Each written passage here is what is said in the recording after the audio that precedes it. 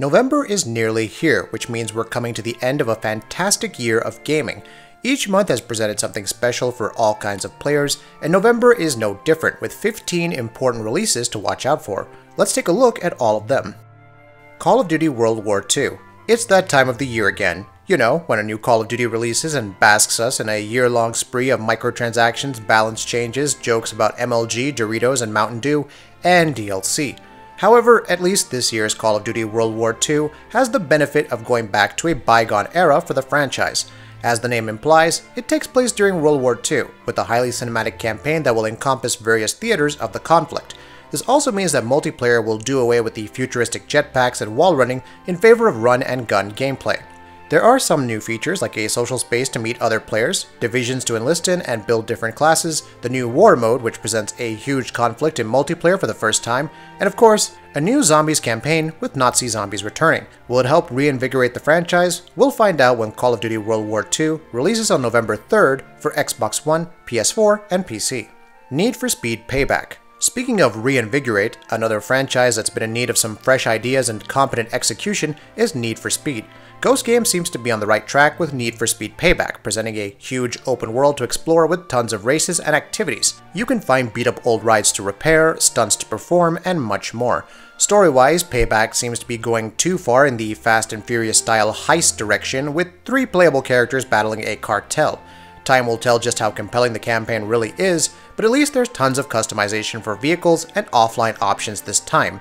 Look for it to release on November 10th for PS4, Xbox One, and PC. LA Noire Remastered. Rockstar's classic detective adventure is back with LA Noire Remastered. This isn't your average open-world romp though. LA Noire is about investigating cases, interrogating witnesses, and finding the truth amidst all the pulp fiction. The aesthetics, facial animation, and sheer writing help make up for what's a fairly linear experience. LA Noire Remastered will thankfully include all of its DLC, adding new cases to the story, and will also see an improved resolution and graphics. It releases on November 14th for Xbox One, PS4, and Nintendo Switch. LEGO Marvel Superheroes 2. Sick of LEGO games yet? If not, then LEGO Marvel Superheroes 2 promises to be the biggest, most definitive, most LEGO-ist game yet. Kang the Conqueror is on a tear, kidnapping cities throughout various time periods and linking them into one major hub. It's up to the heroes of the various Marvel periods like Captain America, Spider-Man, Spider-Man 2099, Cosmo the Dog, Spider-Ham, and many more to stop him. Of course, players can also customize their very own superheroes using a variety of different options and explore the open world at their leisure, progressing the story at their own pace and using time manipulation to complete puzzles. LEGO Marvel Superheroes 2 releases on November 14th for Xbox One, PS4, PC, and Nintendo Switch. Pokemon Ultra Sun and Ultra Moon. Far from being a cash-in of last year's Pokemon Sun and Moon, Pokemon Ultra Sun and Ultra Moon features tons of new content and revamps, building off of the original in many ways. There's an alternate storyline and parallel universe to travel to, along with new Z moves, Ultra Beasts, and new forms for legendary Pokemon Necrozma. Numerous other quality of life features, like the ability to use 2 Z moves in battle, thanks to an upgrade for the Rotom Pokédex, taking photos with your favorite Pokemon, surfing across various seas, and traveling through different Ultra wormholes have also been added. Will it be enough to sate hardcore Pokemon enthusiasts? Pokemon Ultra Sun and Moon are out on November 17th for the Nintendo 3DS, so we'll find out by then. Star Wars Battlefront 2. Finally, a true blue evolution to Pandemic's Star Wars Battlefront. At least that's what we thought before all this microtransaction and pay-to-win nonsense began. Regardless, DICE's Star Wars Battlefront 2 does try to make amends for the first game's lack of content. There is a meaty single-player campaign this time around that focuses on Iden Versio and the Empire as they rally against the rebellion following the Emperor's death. The multiplayer has some new modes, like Starfighter Assault, which consists primarily of space combat, and Strike Mode, an objective-based capture and defend mode without any vehicles or heroes. New maps, heroes, class loadouts, star cards, vehicles, and much more await hardcore Star Wars fans. Now let's see if it's worth the long-term cost when it arrives on November 17th for PS4, Xbox One, and PC. Sonic Forces. Sonic Forces started out as a neat follow-up to Sonic Generations. It quickly devolved into having a timed demo, character avatars that can be customized, and a hackneyed story with a new villain called Infinite, who has his own accompanying rock track, of course. Yeah. Sega does seem to be focusing once more on selecting classic and modern Sonics, the former offering a 2.5D platforming experience not unlike classic titles, while the latter presents high-speed stages and fast action just like Sonic Colors. Seeing Sonic the Hedgehog forming a resistance to battle against Eggman's forces of evil is kind of hokey. But maybe the gameplay can make up for it. Sonic Forces arrives on November 7th for PS4, Xbox One, PC, and Nintendo Switch. Doom on the Nintendo Switch. Of all the games to arrive on Nintendo Switch, id Software's Doom is perhaps the most surprising. Sure, it runs in 30 FPS and 720p resolution whether in docked or undocked mode, but this is Doom. The fast, unrelenting action accentuated by the brutal glory kills and heavy metal soundtrack are all here. All the DLC and updates are also included, aside from Snap Map Editor. Perhaps the biggest caveat is that the physical version will only contain the single-player campaign, with the multiplayer requiring a separate download. Doom arrives from the Nintendo Switch on November 10th, so if you've ever wanted the action-packed campaign in your hands, then this is your ticket.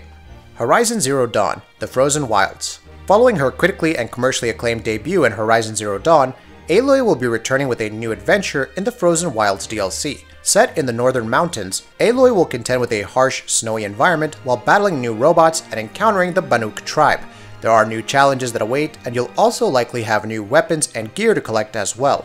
Guerrilla Games is teasing a new mystery for Aloy to pursue, though what ramifications this could have on the main story is what we're most interested in. Horizon Zero Dawn: The Frozen Wilds is out on November 7th for PS4. The Elder Scrolls V: Skyrim on Nintendo Switch. Yes, Skyrim is back again. Bethesda will bring one of its biggest open-world cash cows to the Nintendo Switch, allowing players to experience the Dragonborn's trials and tribulations on the go.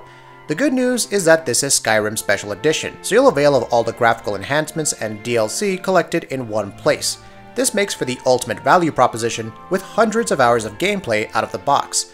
The bad news is that mods aren't supported, nor are they planned to be at this time. Also, for all intents and purposes, Skyrim is a 2011 title, so prepare for some of those rough edges to show. It's out on November 17th. Super Lucky's Tale. With the utter lack of big-time Xbox One exclusives this year compared to previous years, Playful's Super Lucky's Tale certainly has its work cut out for it. The indie 3D platformer is a colorful, joyous adventure that mixes cute visuals with some challenging gameplay. And when we say challenge, it's safe to say that Lucky won't be one-upping Cuphead anytime soon. Can Super Lucky's Tale eclipse the Cuptastic One's success when it releases for Xbox One and Windows 10 on November 7th? Time will tell. Football Manager 2018. To say that Football Manager 2017 didn't exactly go down well with fans of the management franchise is an understatement.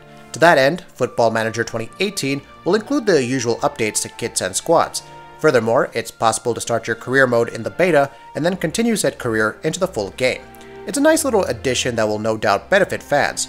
Will there be enough in terms of features to keep them? Football Manager 2018 is out on November 7th for PC. Black Mirror. Ever seen The Woman in Black and wish you could revisit that era of horror without dealing with the somewhat boring script it had, of course? Black Mirror, and no, we don't mean the hit British series on technology gone dark, then gone wrong, should satisfy that urge. It's set in 1926 and sees protagonist David Gordon visiting his ancestral home to deal with the death of his father. Of course, secrets start to come out, and there are plenty of horrors that embody the writings of Edgar Allan Poe and H.P. Lovecraft to contend with. Black Mirror is actually a reimagining of the classic adventure series of the same name. Whether it competes with today's horror titles is another matter altogether, when it releases on November 28th for PC, PS4, and Xbox One. .hack GU, Last Recode. It's been a long time since the .hack series had any relevance in the West, and plenty of lame anime adaptations didn't exactly help build on the first series' momentum. .hack GU Last Recode looks to fix that by offering a remaster of the first 3 volumes of the original .hack GU while adding a 4th volume to the mix. Along with full HD visuals, cinematics will also be rendered in high definition. You can also look forward to faster movement speed, revamped battles between avatars, a cheat system, the retry function, and an unfamiliar look, quote-unquote, for main character Haseo. .hack GU Last Recode is out on November 3rd in North America and Europe for PC and PS4. The Inpatient. A PlayStation VR title from Supermassive Games that serves as a prequel to Until Dawn? Well, why not? And also, why isn't this getting more attention? The Inpatient has you playing as an amnesic patient who wanders Blackwood Sanatorium and must retrieve their memories. Along with a first-person perspective, The Inpatient features binaural audio and the same long-term impact of decisions on the storytelling. There isn't much more information offered beyond this, but you can choose the protagonist's gender and even gaze upon your form while wearing the VR headset, thus adding to the immersion. The Inpatient checks in on November 21st for North America and November 22nd for Europe.